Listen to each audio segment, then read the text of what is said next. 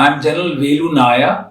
I retired from the Armed Forces as the Director General Medical Services of the Army in June 2017.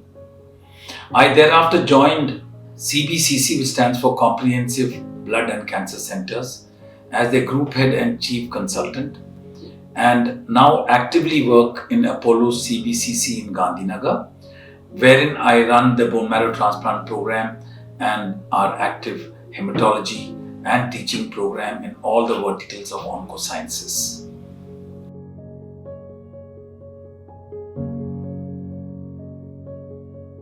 It's a very profound question. The reason why I say this is the answer has changed all along my life, and my hematology career spans from 1990 to now. So you can see nearly 30 years. How I responded and reacted in the 90s is a little different today. Firstly, whenever I have a difficult medical problem, the first burning question in my mind is, do we have a treatment for this problem? And for that, you need a correct diagnosis. And once I have that, then obviously I will see how best I can get that treatment for that patient. But having said this, in the last 3 decades, hematology has been revolutionized in our country. What we have today is the best as we have in the West, which is not the case 30 years ago. So one struggled to actually meet the requirements of the best available treatment, which is called the standard of care the world over. But today, I'm happy to tell you, we have all of it.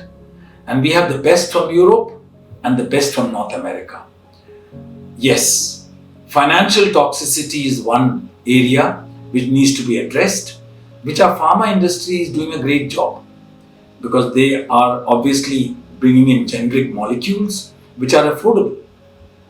So we are in a much better space with available medicines and armamentarium to attack these difficult medical diseases has improved vastly. The hospitals, diagnostic facilities, nursing facilities, supportive care, right from the blood bank to the laboratories, have tremendously improved. So put all this together, there's hardly a problem that we can't deal with. But having said this, there is some orphan diseases, some other rare diseases for which we still encounter a lot of problems in managing them. How does it personally affect me? I'll be lying if I say that I'm immune to get affected at times emotionally by a patient. There are times when you go about your work, leave the work in the wards in the hospital and go home. Otherwise, you can't live your life. But there are times when you can't help as a human being to get emotionally involved with a patient who needs support, not only medically, but also emotionally. I've learned over the years how to deal with this. And my family has got a large number of doctors in them. They're also very supportive. My son is a doctor, my wife is a doctor. So I am that way a lucky person. I get support within the family itself so that I can deliver the best at my hospitals where I work.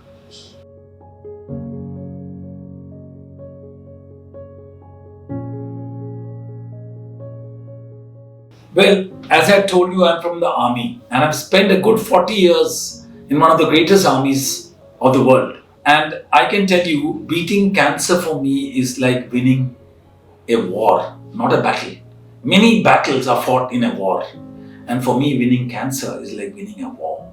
And obviously, the joy is immense and the satisfaction you get is like having delivered a cure for a problem which some years ago was thought as a killer, for which you had no answers. And today we say we can cure you of a particular cancer. Nearly 90% plus of childhood lymphoblastic leukemias are curable. You go and attend their graduation and their marriages later. Isn't that fantastic? But a few decades ago, we couldn't have said the same thing. And that's true for many cancers. So we have come a long way. One of the most revolutionary treatments has been found in the field of oncosciences, especially hematology.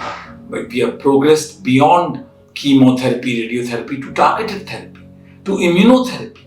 wherein the toxicities are much lesser and we target the cancer itself. So it's been a very good time to be involved in hematology and to be part of the learning curve and to still be a student of science and keep learning.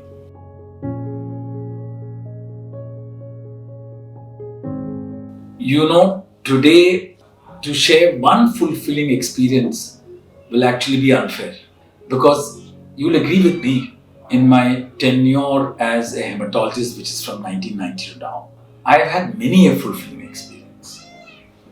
But for paucity of time, I'll recount one of these to you.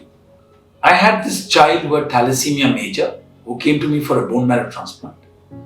We did a bone marrow transplant, and thereafter he developed some complications in form of infections and quite a serious one in the heart called endocarditis, for which he had to undergo 2 heart surgeries.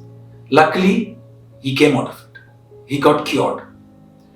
And I'm talking about all this, which is nearly 15 years old now. This boy is now in class 10. And I can tell you that not only did he have a very turbulent recovery post-transplant, he also had a turbulent phase of growth because of thalassemia. His growth was retarded and it upset him. His teenage things which occur to boys and girls didn't occur to him sexually. However, one fine day I got a call from him. He's from Banaras and I was in Delhi. He rang me up. He said, "Brigadier Nair, I need a favor from you." I said, "Sure." So he said, "I want to come to Delhi." I said, you definitely come. What do you want me to do for you?" He said, "Sir, I want to visit your medical college." I said, "Wow." I said, "You want to visit my medical college for what?" He said, "Sir, I want to become a doctor." I said, "That's great." I said, "Then let's fix up a day." I said, "Today is Saturday. Why don't you come on Tuesday?" He said, "I am coming on Tuesday." He came on Tuesday. I sent my car to pick him up. I received him. I conducted him through the medical college, through all the departments. He saw, and the joy he had on his face. When we came back to my office, we all had a cup of tea. His mother, father were with him. His father was a soldier.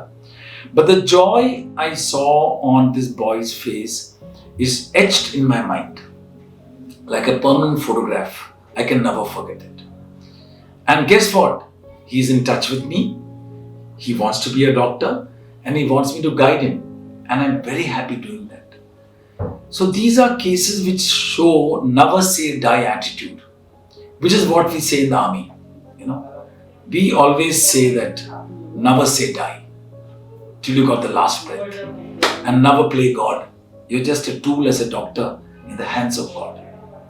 So I think this is one of the moments I will recollect. There are many more such moments which fills joy in my heart and my life and gives me the strength to go on from pillar to post when I encounter a lot of obstacles in the beginning which intimidate you and you think, will I be able to do it? Then you say, why not? Of course I'll be able to do it. Thank you. Jai Hind.